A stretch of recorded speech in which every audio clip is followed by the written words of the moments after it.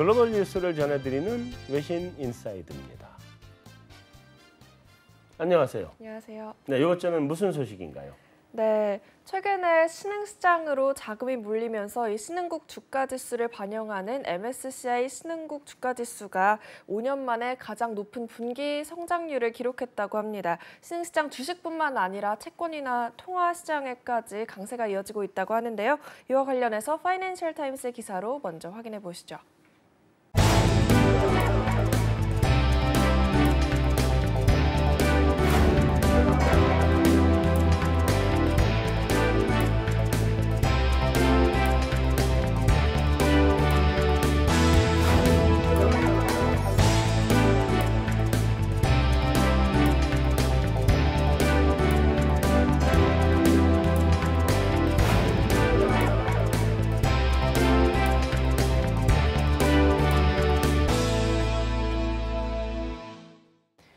네, 방금 말씀드린 것처럼 기사에서도 보신 것처럼 신흥국 주식뿐만 아니라 뭐 통화, 채권 다 강세를 보이고 있다고 하는데 전반적인 흐름 먼저 짚어주실 수 있으신가요? 네, 현재 전 세계적으로 보면은 신흥국들이 조금씩 좋아지고 있는데요. 이 때문에 멕시코 같은 경우에도 주가가 좀 반등을 좀 시작하고 있고요. 뭐 호주 달러도 좀 강세를 보여주고 있는데요. 아무래도 신흥국들 같은 경우, 자원국들 같은 경우는 미국의 금리 차에서 환율이라든지 경제가 결정되는 것이 아니고 성장률 차에 의해서 결정이 됩니다. 미국 같은 경우에 성장률이 지금 현재 2% 나오지만 신흥국들 같은 경우는 IMF 기준으로 올해 예상이 한 플러스 4.6 정도 나오고요. ADB 연구에 따르면은 아시아 신흥국의 성장률은 5.7 정도 나옵니다. 이 포지션 같은 경우는 2015년에 1.9%밖에 안 됐는데 이게 3, 4까지 늘어난다는 거죠. 그러니까 아무래도 신흥국의 성장 모멘텀이 역동적이라고 생각하니까 국제 금융시장의 흐름이 지금 변하는 시점에서 투자 대상이 될 수 있는 상품들이 아시아 시장에서 나오고 있고 신흥국에서 나오고 있기 때문에 이런 현상들이 일어나는 것으로 보입니다. 지금 미국 경기 확장 이 국면이 굉장히 오래됐는데 미국 주식 시장 되게 좋았고요. 근데 거기에 비해서 신흥국들 시장을 보면은 그동안 솔직히 재미가 없었어요. 최근에 들어서 좀 이제 반등을 하고 있는데요. 근데 외국인들이 한국 시장이나 뭐 신흥국들에 여기 굉장히 많이 관심을 보이는 거는 어쨌든 선진국 시장 같은 경우는 그동안 굉장히 좋았고 그 밸류에이션 측면에서 보면은 뭐 미국 시장도 이제 18배가 됐는데 거의 꽉 차 보인다는 거죠. 추가적으로 성장이 나오더라도 오히려 지금 같은 경우는 이제 이익 성장이 둔화되는 시기거든요. 델타로 본다면 낮아지는 순간인데 오히려 신흥 시장 쪽은 밸류에이션도 굉장히 매력적으로 보이고 또 선진 시장이 좋아지면서 그 디맨드로 인해서 이머징 마켓의 그 수출도 좋아지고 이런 경기가 계속해서 좋아질 수 있는 부분들이 되게 많이 남아있다라고 보는 것 같아요. 그래서 우리가 2006년, 7년 같은 사이클을 다시 본다 그러면 뭐 미국 시장도 나쁘지는 않지만 어쨌든 신흥 시장이 이제 아웃퍼폼 할 때가 됐다라고 보는 것 같아요. 저는 환율이 조금 많은 영향을 미치지 않았나라는 생각을 하고 있습니다. 작년 말까지만 하더라도 신흥국 통화들이 약세를 보이면서 좀 흔들리는 모습을 보였지만 연초부터 계속적으로 통화 강세가 나타나면서 외국인 자금들이 유입되는 영향이 있는 것이 아닌가라는 생각을 합니다. 물론 신흥국 뭐 글로벌 경기가 더 나빠질 거다라는 하방 리스크는 굉장히 많이 줄어들었고 거의 없다고도 생각을 할 수 있겠습니다. 그렇지만 이 모멘텀이 플러스에서 애드될 수 있을지에 대한 부분들에 대해서는 조금은 고민을 해봐야 될 부분이 아닌가라는 생각을 하고 특히 지금은 미국 금리 인상이 경기가 좋기 때문이다. 그래서 금리 인상 속도가 빠르다는 건 경기가 더 좋아질 수 있다는 시그널이다. 라고 인식을 하면서 신흥국 증시가 더 강한 모습을 보이는데 저는 이런 흐름들이 연말까지 이어질 수 있을까? 이런 기대 심리가 지속될까라는 부분에 있어서는 좀 보수적인 관점에서 봐야 된다라고 생각을 하고 있습니다. 어떻게 보세요? 난 안 보는데. 그래도 조금이라도 보는 게 있으면 얘기하라 이러면 얘기를 하면 난 경기 돌아서는 거를 보아요. 기본적으로 경기 돌아서는 거를 보는 게 미국 경기는 계속 가고 있는 거고 유럽은 우리 아까 앞에서도 얘기했었지만 1.5% 정도 나오면 유럽은 뭐 잘 간다고 봐야 되는 거거든요. 유럽이 경기가 최고로 좋으면 한 2% 가는 데기 때문에 2% 잘 안 넘어요 거기가 성장률이. 그래서 뭐 괜찮다고 보고 일본은 뭐 그냥 그런 대로 따라가는 데고 신흥국은 인제 경기가 턴어라운드하는 모멘텀을 잡은 거 아닌가 하는 나니 그 연구원의 견해에 100% 동의를 해요. 돌아서는 것 같아요. 그리고 돌아서는 정도가 아니라 돌아서서 조금 우리가 생각했던 것보다는 좀 잘 가지 않을까 하는 생각이에요. 근데 시장은 자 그러면 경기가 좋아도 그걸 주가가 훨씬 더 많이 선반영에 있으면 시장은 안 좋을 수밖에 없는 거고 경기가 조금 돌아서는데 반영하지 못하고 있었으면 좋은 거 아닌가 하는 생각인데 미국은 좀 많이 주식시장이 선반영을 하지 않았나. 미국 경기부 여건보다 훨씬 더 많이 가지 않았나 하는 생각이고 거기에 비해서 신흥국은 그동안 너무 오랫동안 실제 경기도 그렇고 시장도 그렇고 너무 오랫동안 소외됐던 거 아니냐. 그래서 이번이 어쩌면 신흥국은 단기간의 랠리라고 하기보다는 좀 뭐 대세 상승이라고 얘기하기까지는 안 될지 모르겠지만 그래도 뭐 꽤 상승이 지속되지 않겠나 하는 생각은 해요. 제가 조금 여기서 보충을 좀 하겠는데요. 저희 고객사 중에서 이제 신흥국이라든지 자원국에 투자하는 그 펀드 매니저들이 있습니다. 이 사람들하고 이야기를 해보니까 이 사람들이 보는 지표 중에서 하나가 경제협력기구 OECD에서 나오는 경기 선행지수가 있습니다. 그러니까 자원국과 신흥국의 선행지수인데 이게 2011년 이후에 계속 하락하다가 작년 말부터 바뀌기 시작했다는 겁니다. 이제는 주식을 사든지 이쪽에 통화를 투자할 수 있을 정도의 그 모멘텀이 된다고 신호가 나오기 시작했고요. 또 상품 시장을 보면은 아무래도 재고 조정이 지금 거의 다 완료가 됐다 그럽니다. 이때마다 아무래도 경상수지라든지 적자 이런 부분이 그 악재가 됐었는데 이 부분도 지난 2009년부터 2016년 동안에 열심히 펀더멘탈을 좀 개선시켰던 효과들이 나타나기 시작하고요. 금융 수지 면에서 보면은 작년에까지 무려 1조 달러 정도 자금이 빠져나와서 이제 더 이상 빠져나올 자금이 없다고 합니다. 이뿐만 아니라 통화 가치 면을 봐야 되는데 아시아 신흥국들 그리고 자원국들 같은 경우는 실질 실효 환율의 그 평균 장기 계류율을 봤을 경우에 그 2012년 4월이 제일 고점이었는데 6.9까지 확대가 됐다가 최근에는 0.9까지 실질적으로 이제는 통화 가치도 적정 수준으로 다 떨어졌다는 거죠.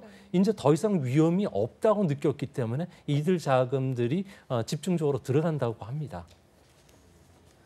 네, 뭐 다음 질문이 이런 강세의 요인이 뭔지 여쭤보려고 했는데 같이 설명을 다 해주셔가지고 뭐 혹시 통화나 채권 시장 쪽에서의 강세에 대해서 좀 더 구체적으로 말씀해 주실 수 있나요? 그건 난 정말 모릅니다. 얘기해 주세요. 얘기해 좀. 난 경기만 보는 사람입니다. 네. 통화 같은 경우는 미국 달러 인덱스가 여러 가지가 있습니다. 뭐 신흥국 통화를 19개 신흥국 통화만 가지고 만든 달러 인덱스도 있고 글로벌 무역 가중으로 해서 그러니까 미국이 무역을 하는 나라들을 가중 평균해 가지고 만든 인덱스도 있고 그리고 우리가 많이 보는 것은 대표 메이저 통화만 가지고 만든 인덱스거든요.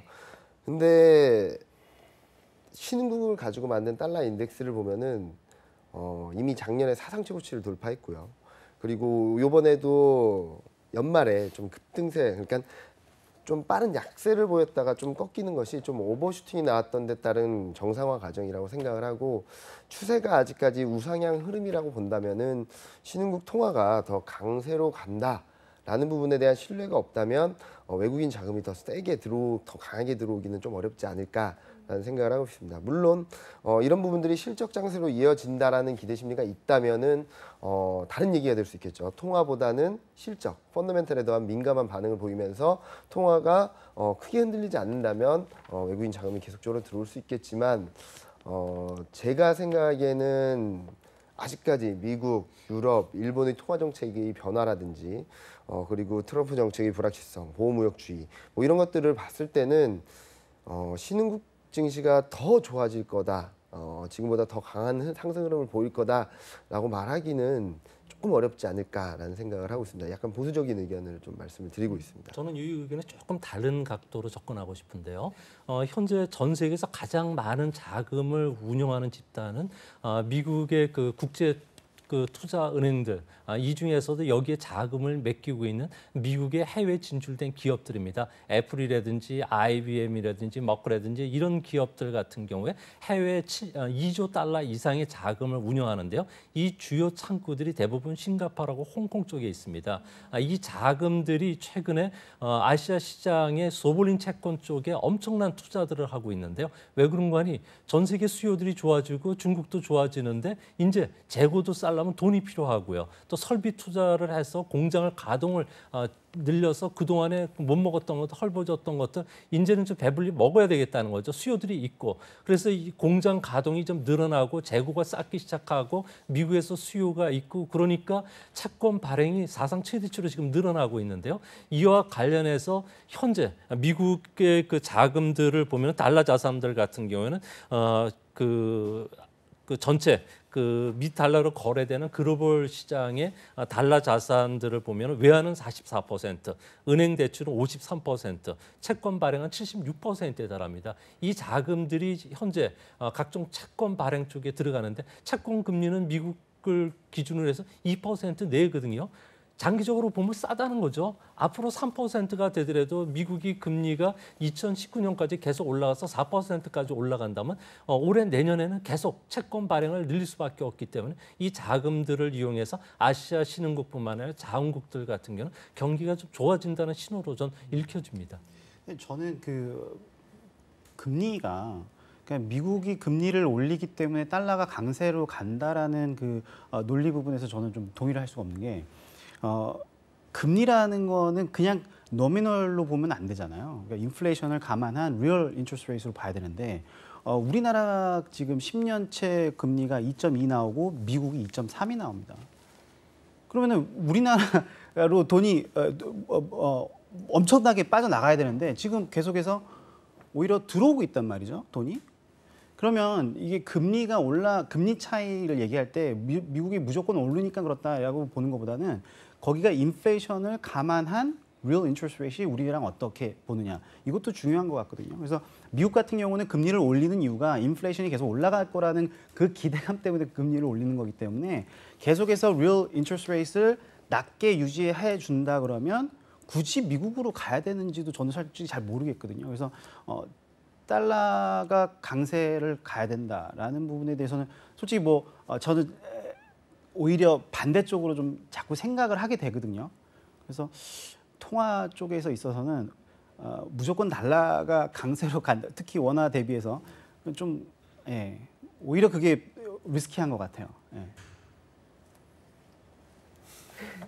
네, 어쨌든 이렇게 강세를 보이고 있는 신흥시장에 대해서 일각에서는 이제 골디락스 전망이 신흥시장 자산 가격을 떠받치고 있다 이런 분석을 내놓기도 했어요. 이 의견에 대해서는 어떻게 보시나요?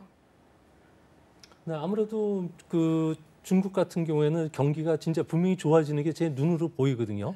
또한 우리나라뿐만 아니라 일본 그리고 대만 같은 경우에도 포스트 차이나에 대해서 생각을 합니다. 일본에서는 이를 그 차이나 플러스 원 전략이라고 하는데요.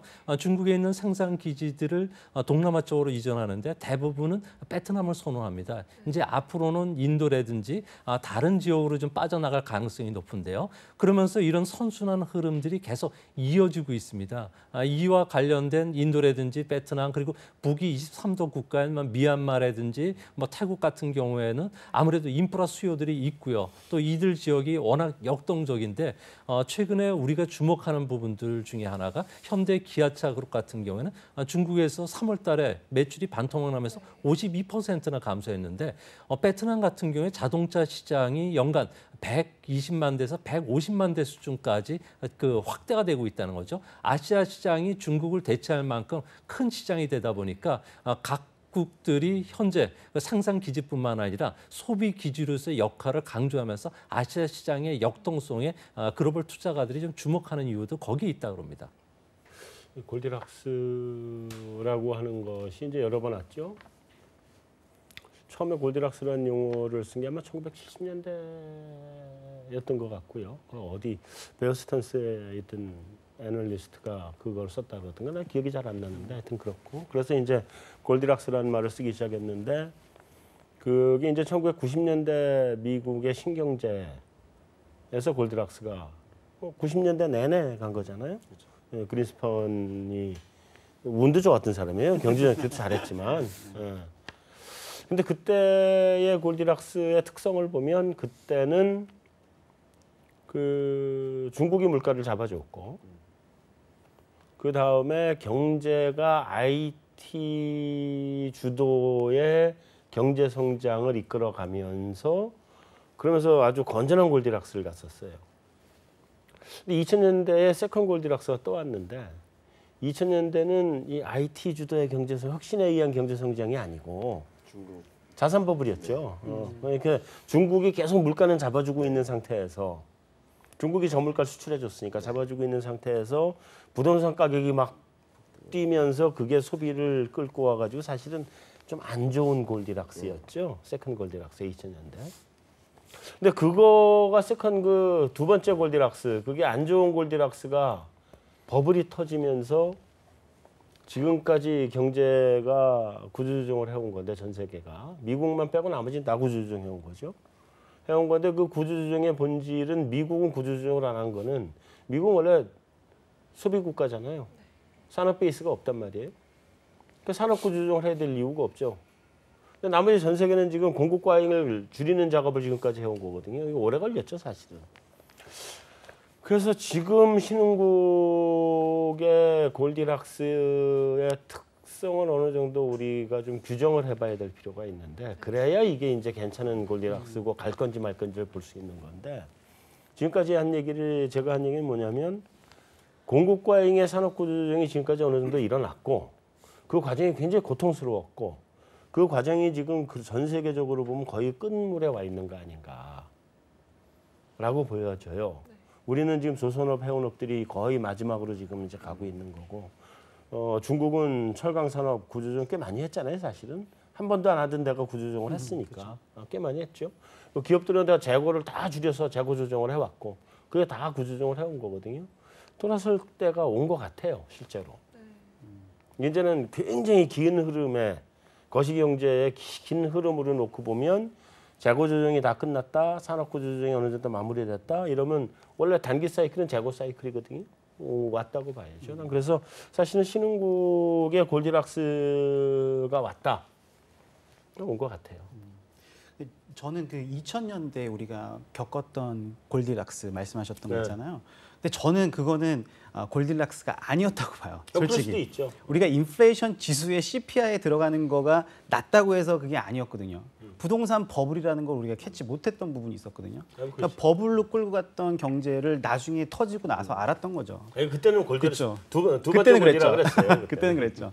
그러면 지금은 4차 산업혁명이 실질적으로 1990년대 IT 혁명처럼 골드락스 경제를 이끌 수 있는 모멘텀이 되는 거로 보십니까? 제가 말씀드리고 싶었던 게 그 부분인데요. 그러니까 테크놀로지 어드밴스먼트, 이 기술의 발달이라는 게 굉장히 디플레이션 프레셔를 많이 높여주거든요. 근데 이게 그동안은 우리가 통화 정책으로 끌고 오다가 거기다가 지금 이제 트럼플레이션은 재정 정책이 더해지면서 델타를 높여준 건데, 근데 이런 부분들이 디맨드는 좋아지고 있는 상황에서 그러면 가격을 잡아줄 수 있는 거냐?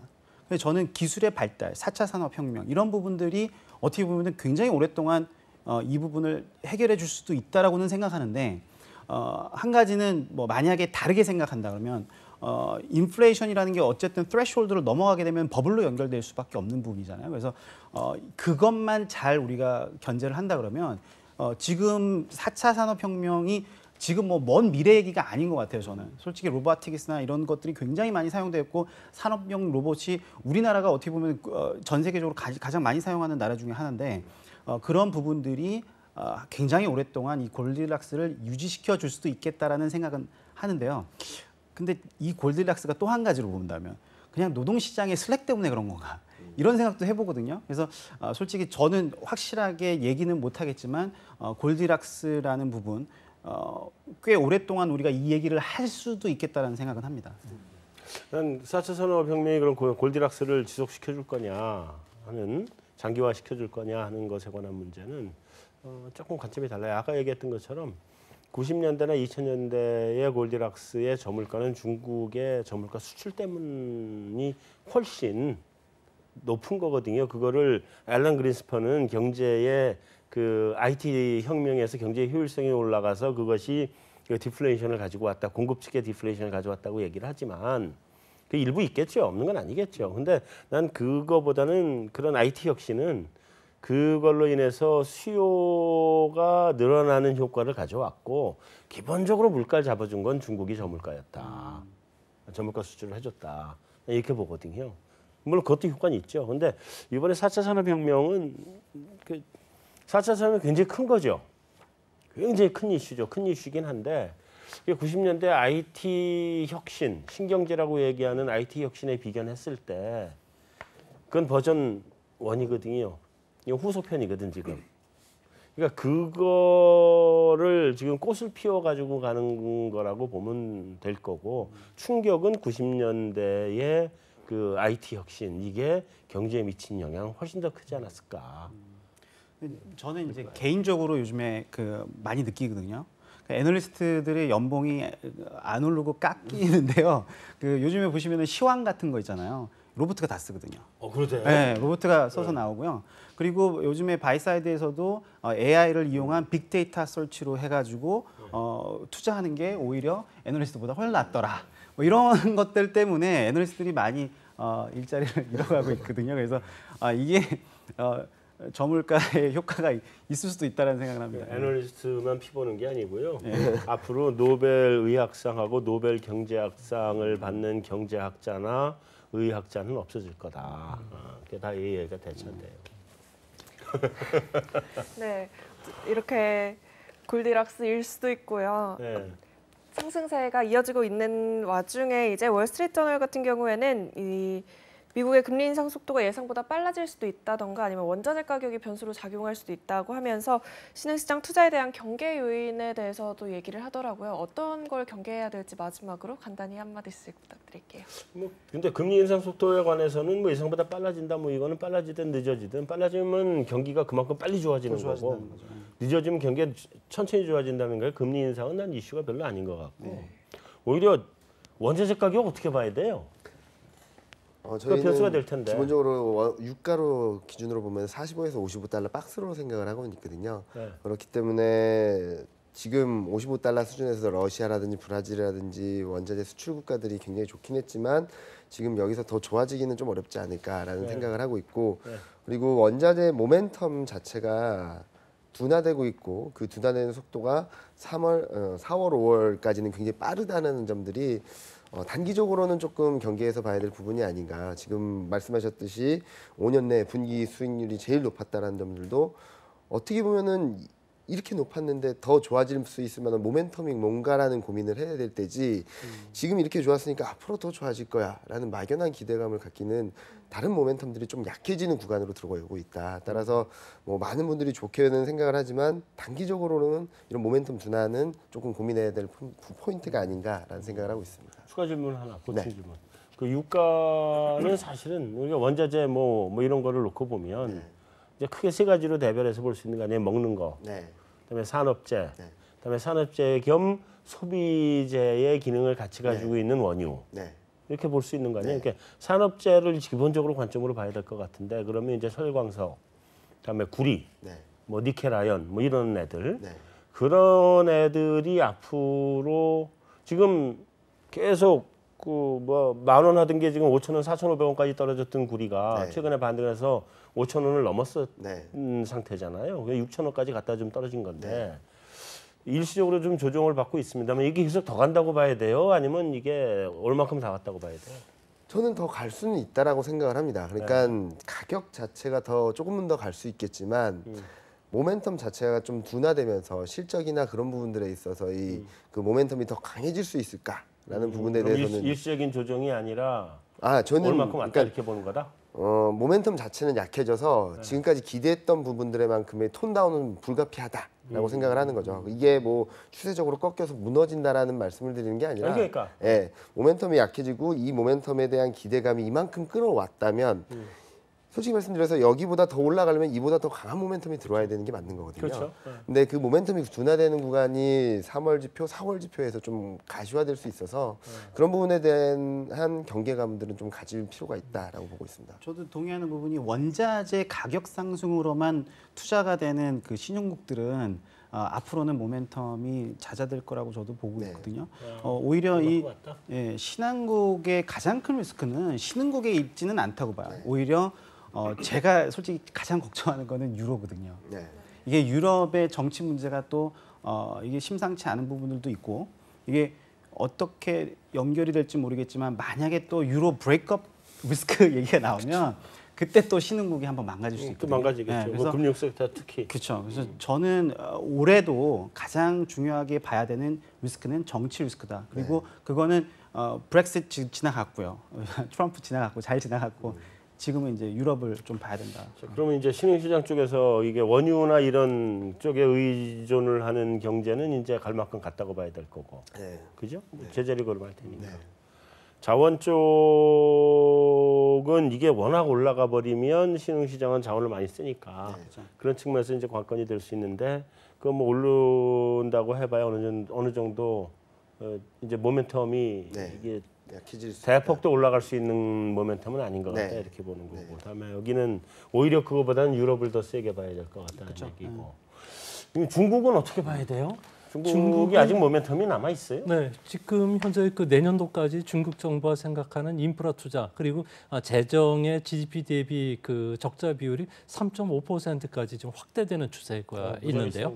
그렇게 됐을 경우에는 재정 정책은 바로 원자재 수요하고 바로 밀접한 영향을 끼치게 되는데요. 이 때문에 구리서부터 시작해서 철광석 또한 그 각종 비철 금속 같은 수요들이 일어나고 있고요.